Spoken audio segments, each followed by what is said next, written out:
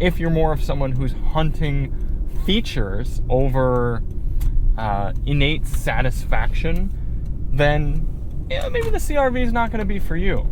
But I dare you, go and drive one. It doesn't matter the trim. Go drive a CR-V or an Accord or some nicer Honda or newer Honda, and you might be surprised at how right the car feels. Hey everybody, it's Charlie from Daily Motor, and I've been reviewing a lot of Hondas lately, partially because I like Hondas, and partially because a lot of them are relevant right now. We've got a new Accord, we've got a new CR-V, the Civic's fairly new as well. You can tell I haven't really spent time in the larger Hondas lately because they're just a little bit less relevant, even though the Pilot's new. I don't think it's as compelling of a model as some of these smaller ones. So I asked for the gasoline version of the CR-V here. We had the hybrid a little while ago, did the fuel economy test and everything, had the Bose, had all the upgrades. It was a pricey one. This one is the most expensive of the gasoline only versions. The way you're looking at it, about $37,000. It's estimated to only get about 29 miles per gallon in mixed driving. I can say that's proving about true. I'm not getting fantastic fuel economy with it. We did get low 30s, actually just 30 mpg in our highway fuel economy test, so still not fantastic. But compared to the price of the fully loaded hybrid model that we had, and compared to the price of some of the competitors that we've been driving recently, I do still think there's an argument to be made for this gasoline only version, this EXL.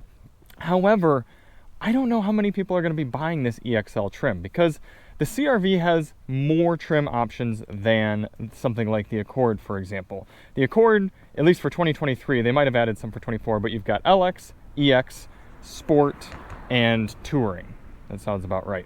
This, you've got LX, EX, I think a Sport, maybe a Sport Touring. I know you've got this EXL, you've got there's another hybrid in there somewhere, I think. So it's a little bit more convoluted of a trim structure. And the way I see it is CR-V buyers seem to go one of two options. They either just want a base car because they know it's going to be reliable, usable, and straightforward and simple and just work. So they're going to go more toward LX or EX. You're just going to have cloth seats and, kind of your basics there. Or people are going to step all the way up. They're going to get the full tier hybrid. They're going to spend over $40,000 and they're going to get a nice Honda. And that Sport Touring hybrid is a very nice car to drive. So this EXL is a bit of a perplexion to me. I wish we could have gotten something a little more basic, but I'm going to try to highlight more of the attributes of this car that are a little less specific to this EXL particularly, and more just merits of the CR-V as a non-hybrid vehicle. So if you get one of the all-wheel drive models that's a little bit more basic, you can keep this a little closer to 30, lower 30s. This one, like I said, 37. You can keep it closer to around $30,000. Some of the things I've appreciated: big, thick tires. So we're running Hankook Kinergy GT tires here, pretty kind of just generic all seasons, but a lot of sidewall that's going to protect you from potholes. It's going to make your ride a little bit smoother. I think this is a handsome generation of car. I think it's inoffensive. You've got pretty good lighting up front. Not a ton of plastic cladding, and admittedly, this is not a very good off-road vehicle. I actually took it up some of our kind of off-roady section testing drive areas. I'll throw a little clip in here to show you how it didn't do very well, but I did try getting up some of the more basic off-road sections, and this is not a super capable off-road crossover. So again, I said it in the hybrid review as well. I hope they come out with a Trail Sport version of the CR-V, because RAV4's got the Woodland, you've got a ton of off-road capable Subarus, and you've got the Bronco Sport from Ford and everything that Jeep makes. I'd like to see that come from Honda as well.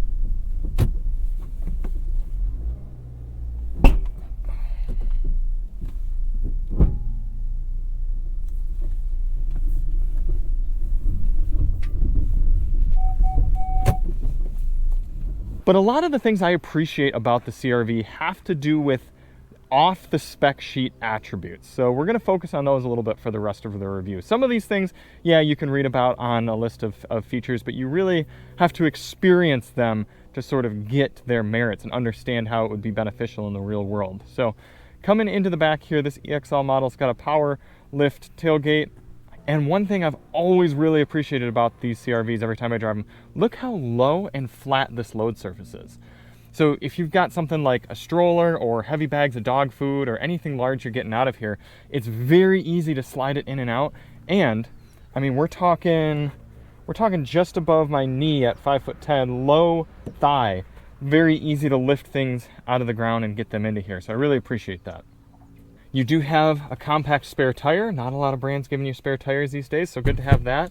And a little bit of cargo kind of side storage bins.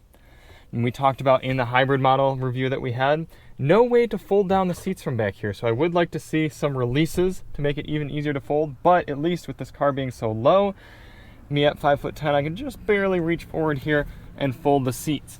Now some other compact crossovers we've tested don't even have seat fold releases up there at all from the back, so you got to run around to the side door and open them. Not a fully flat load surface here, but they do give you a little bit of carpet to bridge this gap, and it's actually hard padded plastic, so you can slide things up onto there.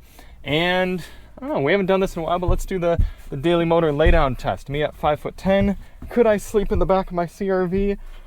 I could from a length perspective. My feet are just barely in the car, but this big hump in my back, that would make things difficult. What I would probably do is get some sort of rear pad back here and kind of bridge this gap, make it a flat surface, and then you absolutely could sleep in the back of your CR-V. So I don't know, some of you might appreciate knowing that information. You do also have a few metal tie downs back here. Some people are going to appreciate those to be able to secure things. Actually, these might be plastic. They look metal, but they might be plastic. Tough to tell. Another thing I appreciate, capless fuel filler. Again, seems simple, but being able to just pop that open, start fueling, makes it nice. I do wish we had proxy key door unlocks here on the rear, because if you're coming back here with, you're gonna put a child in the back or something, it'd be nice to be able to just unlock the door from back here. Instead, you gotta touch up front and then open these. But look how wide these doors open. That's nearly a full 90-degree angle, and if you're putting in a rear-facing car seat into this car, you're gonna really appreciate having that extra ability to get that in there. Tons of reclinability on the seats too. Look at that. You can recline way back, or if for some reason you need to, you can have it very upright as well. A lot of room there, and just a lot of leg room in general, leg and headroom. Driver's seat is set to my 5'10" driving position, and I've got tons of room for my feet, tons of room for my knees. Comfortable, very comfortable, and I think a lot of people are going to appreciate that. Something a lot of people are not going to appreciate is you've got to step all the way up to the top trim to get power points back here. So most cars will give you a USB-A or C port back here for the passengers in the rear. Not so with these ones unless you're stepping up all the way. But at least in this EXL model, you've got rear air vents, so that's something. EXL is also giving you this leather. I like it, but we had cloth in the Accord last week. I didn't mind that EX cloth. So if that's the same seating material that you get in the EX version of the CR-V, I'd be totally fine with that as well. No pano sunroof. I'm overall okay with that. Still better than the Escape we had a few weeks ago that didn't have a sunroof at all at $44,000. Jeez.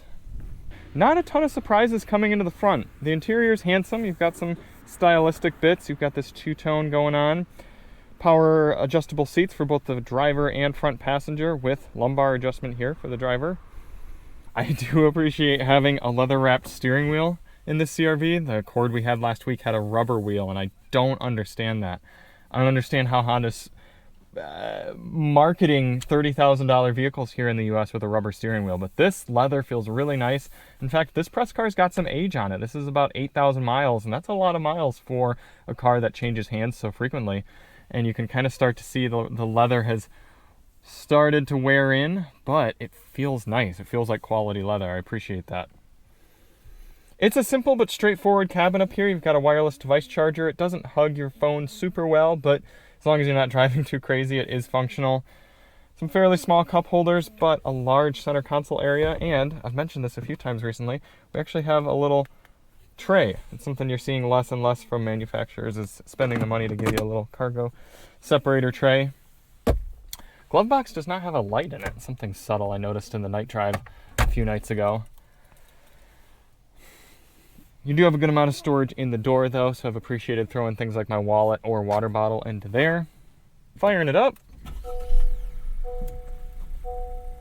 Some people will speak poorly in the comments about the size of this infotainment, but I really quite like it because what it does is it's got wireless phone support, so wireless Apple CarPlay, wireless Android Auto, and it simply works. I've got a volume control, I've got track adjustments right there physically, I've got more buttons. Admittedly, it does take a little while for the phone to pair up wirelessly, but once it does, that's pretty much all you want. You just want to get in your car and have your phone in your purse or your pocket or maybe on the wireless device charger, and you want your display to come up and give you Apple CarPlay or Android Auto. For me, the ease of use and the straightforwardness and the responsiveness of the system is so much more important than a large screen with a really high definition resolution. Something like, again, in that Ford Escape, that system looked cool, but it was a pain in the butt to use on a day-to-day basis. This I much prefer. And also, big kudos to Honda for having physical climate controls. These are some of the best climate controls in the game. Nice clickage. Feels good, easy to use. Even Alyssa commented how nice it was to be able to just hop in and adjust her temperature over there on the passenger side. And that's going to sort of contextualize the rest of this review. A lot of the things about driving a Honda, you don't notice from reading the spec sheet, but you feel driving the car. You think to yourself, oh, the engineers and designers thought this out well and actually figured out how to make this work well in the real world. And things make sense, and there's a niceness to it. Things feel right. Sometimes I even joke to myself that Hondas are kind of like the budget Audi, because you get in a newer Audi vehicle and there's a lot of crispness to the way everything feels, and all the controls make this nice satisfying tick, and everything feels very solid and premium. And you kind of get that with these newer Hondas too. Everything from the turn signal stock, the way the wheel feels, the climate controls, the volume knob, the shifter, the window controls, everything has this elevated feel to it. A perfect counter example is we recently bought Alyssa a brand new Chevy Bolt EUV, and we decided on that car because it had a lot of the features she really wanted. She likes the way it looks, she likes the way it drives, it's an affordable electric vehicle. It worked out for us. But I get in that car, which MSRP is just a little bit less than this CR-V here, and nothing feels as nice in it as it does in this car. I mean, the turn signal stock has a looseness to it. The leather on the steering wheel doesn't feel as nice or as quality to touch. Everything feels like a lower quality, even though the prices are pretty similar. And I understand that a lot of the money of the Bolt is going toward the battery and everything. So I'm not, doing a direct comparison. I'm just kind of showing you a contrast where you get in a Honda, even one of the lower trims, and it extends even further than the things you touch. It extends to the way the car actually drives. There's a tightness to it. There's a satisfaction.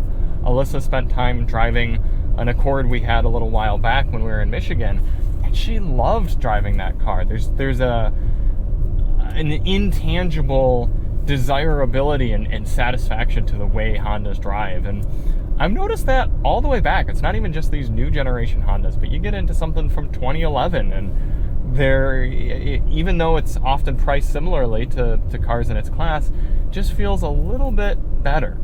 Now, the flip side of that coin is that a lot of times Hondas are a bit decontented compared to its competition. I will admit, you can get things like panoramic sunroofs and 360-degree cameras and cooled ventilated seats in other models in this class for the same, if not less money. So if you're more of someone who's hunting features over innate satisfaction, then maybe the CR-V is not going to be for you. But I dare you, go and drive one. It doesn't matter the trim. Go drive a CR-V or an Accord or some nicer Honda or newer Honda, and you might be surprised at how right the car feels. I'm not going to spend too much time talking about the engine and transmission in this car. It just works. It doesn't work as well as it does in the Accord because this is a heavier vehicle with more air resistance. This little motor and CVT transmission are having, and I understand that's redundant, they're having to work a little harder to motivate this thing around town. I haven't gotten as good a fuel economy, and it doesn't feel quite as smooth and intuitive as it does in one of the smaller cars. But it works. I mean, what am I going to do? I can tell you that you should get a different powertrain. I mean, you're going to have to spend more to get the hybrid. So I would, personally, if you're not bargain hunting, then I would step up to the hybrid of the CR-V just because it works that much better. But from a cost and feature standpoint, there's no problem in sticking with this 1.5. It works perfectly fine. Here's a perfect example of something that is very, very subtle, but Honda decided to spend the extra money on and a lot of other manufacturers don't. Auto down and auto up windows on all 4 windows in the car. I mean, again, it's something that you wouldn't usually think of. You probably wouldn't even notice it on a test drive or something, but it's those little tiny quality of life costs that Honda has decided to put the money into that a lot of other brands don't. Not only that, but you know that Honda's going through the work and the development costs and engineering necessary to make this a remarkably strong, safe, and reliable vehicle for a long time. I mean, look right in front of us. We've got a good condition CR-V that's probably 20 years old, and you do the maintenance and keep it clean, and these cars are going to last you a really, really long time. That's not something that I can confidently say for a lot of other brands. If only we could get that rear spare tire mounted on the back of this. At the end of the day, I can't look you in the face, or I guess look at you from behind the camera here, and tell you with full gusto that this is the best compact crossover in this class. The class is just simply too crowded, too popular, and there's just too many different use cases. The beauty of choice here in 2023 in the United States of America is that we have so many different options for this class of vehicle that works for so many different types of users. You can drive a compact crossover as a single person, you can drive one as somebody who likes to go out on a lot of adventures, you can drive one as a commuter, you can drive one with a small family, you can drive one as a retiree. There's a lot of reasons that people are drawn to this size of vehicle, and because of that, pretty much every manufacturer has at least one, if not 2 different entrants in this class to try to get your money. And of course, it's important for Honda to have one of their best showings be in this class. This is how you get people into the brand. It's how you keep people in the brand. And it's been a staple in this class for decades at this point. Are there other competitors with more features? Yes. Are there other competitors that cost less? Yes. Drive better? Yes. Better fuel economy? Yes. But this is the most Honda-y of all of them. And perhaps that sounds weird, but it's one of those cars where, as somebody who's driven thousands of vehicles, you kind of just got to take my word for it that it is a nice place to be. And if I were buying something in this class, like if I were actually needing to buy a vehicle right now, a Honda would be up near the top of my list, because Toyota might be a little bit more reliable, and Mazda might be a little bit more fun to drive and look better, and actually be a little bit cheaper too. And the Ford's going to be a little bit more near and dear to my heart, and going to have a kind of a few more snazzy features. But the Honda works in a very wholesome and honest sort of way, and I just really appreciate that. I really, really do. So thank you all so much for watching. We've covered the CR-V ad nauseum at this point, so check the link below if you want to see reviews on the other trim, the hybrid powertrain, the sound system test, infotainment breakdowns, fuel economy, all sorts of things you can watch us say about the CR-V, but it's a good car. Thank you all so much for watching, and we'll see you on the next one. I'm Charlie from Daily Motor, and as always, Honda's compact crossover on.